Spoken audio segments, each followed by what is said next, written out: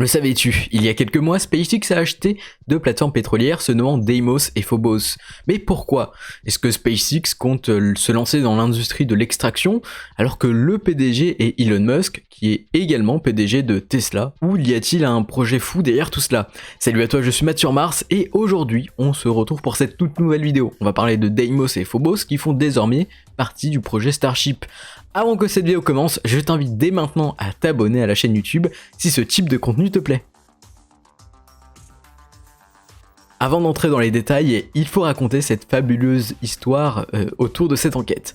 En janvier, au port de Brownsville, à quelques kilomètres de Boca Chica, Jack Bayer de NSF, donc NASA Space Flight, a repéré une plateforme se nommant Deimos, le nom d'une des lunes de Mars. Après des recherches de Next Space Flight sur Twitter, les plateformes ENSCO 8500 et ENSCO 8501 ont été vendues et ont été renommées Deimos et Phobos.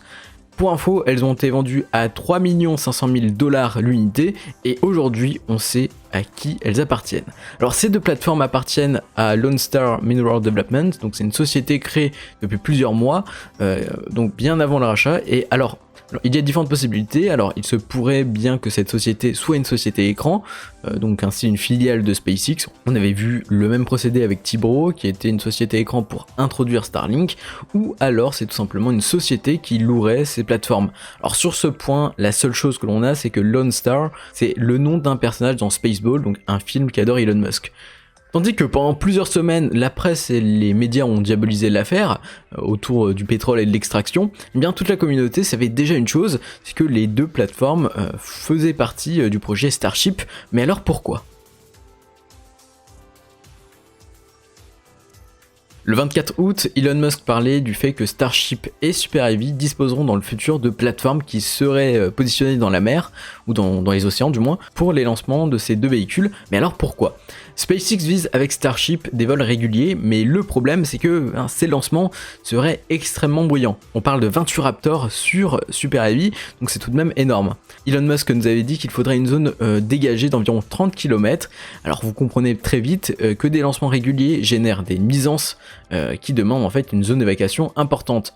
Par ailleurs, quelques lancements depuis Boca Chica, pourquoi pas, vu que Boca Chica a une zone assez dégagée, mais à Cap Canaveral, c'est beaucoup plus complexe vu la densité de population. Autour, comptez toutes les villes qu'il y en a énormément. Alors oui, c'est vrai que la zone de Boca Chica, comme je l'ai dit, rencontre une densité de population humaine plus faible, mais il ne faut pas oublier les animaux. Tandis que certains youtubeurs anti-SpaceX déversent leur haine et sortent des bobards, eh bien non, les lancements de Starship ne menacent actuellement pas les espèces animales. Alors comment je le sais ? Eh bien chaque année, le département environnement de la FAA étudie le site de lancement, c'est-à-dire que si demain la FAA dit à SpaceX « Bon les gars, c'est risqué, il faut arrêter tout », eh bien SpaceX sera dans l'obligation d'arrêter.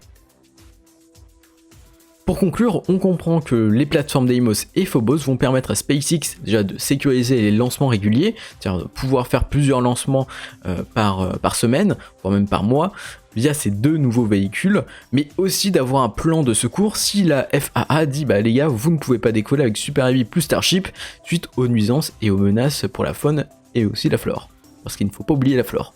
Mais alors comment pourraient être aménagées ces plateformes et où seront-elles localisées ? Elon Musk nous a annoncé que ces plateformes pouvaient stationner de partout dans le monde, ce qui nous laisse un large espace d'opération. Récemment, le projet Dear Moon a peut-être dévoilé une position de lancement. Cette position se situe à peu près au-dessus de Cuba, et pour info, ces derniers mois, Elon Musk s'est souvent rendu à Cuba, mais alors maintenant, est-ce que c'est pour parler du sujet des lancements via les plateformes ? Seulement lui le sait. Tout à l'heure, on disait que les plateformes ont un objectif, c'est de permettre une cadence de lancement importante. Mais comment ? Alors voici un design intéressant où on voit en fait un hangar qui permet de stocker différents Starships qui peuvent ensuite être intégrés au booster Super Heavy, qui lui dans le futur sera rattrapé par la tour, qui sera normalement présente sur la plateforme. Pour info, ce type de tour sera disponible à Boca Chica sur les sites de lancement terrestre, mais également sur les plateformes. Mais attention, Elon Musk a également annoncé récemment qu'il visait de rattraper Starship via les tours, mais maintenant à voir bien sûr si ce modèle peut être viable sur une plateforme de ce type par exemple. Ainsi nous avons une idée et un concept sympa mais aussi efficace. Je suis d'accord, c'est bien beau de parler de concept et d'idées, mais qu'en est-il aujourd'hui de ces deux plateformes ? À l'heure d'aujourd'hui, Deimos est toujours stationné au port de Brownsville, qui sera très prochainement relié à la Highway 4. En gros, SpaceX aura un accès simple entre Boca Chica Village et le port pour apporter par exemple ses véhicules Starship et Super Heavy. Quant à Phobos, la plateforme est à Pascagoula, dans l'état du Mississippi, et aujourd'hui la seule photo, du moins la photo la plus récente que nous avons, c'est celle-ci. On voit Phobos, et on observe qu'un démantèlement de la structure est en cours, certainement pour dégager la zone au sol, entre guillemets, pour avoir une sorte de zone d'atterrissage, pour notamment fixer un probable pas de tir comme on le voit à Boca Chica. Récemment, Elon Musk a communiqué qu'une des plateformes serait prête fin 2021, mais seulement pour des usages limités. Ainsi, je pense qu'une plateforme pourrait juste avoir une simple zone d'atterrissage, comme on peut voir sur Ocicely ou GRTI, les barges de récupération des boosters de la Falcon 9 ou la Falcon 9.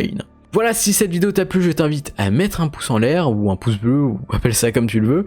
Tu peux également me rejoindre sur les réseaux sociaux pour retrouver toutes les actualités autour du domaine spatial et aussi de Tesla, SpaceX et autres. Tout est dans la description, et on se dit à très vite pour de nouvelles vidéos. C'était Matt sur Mars, allez bye.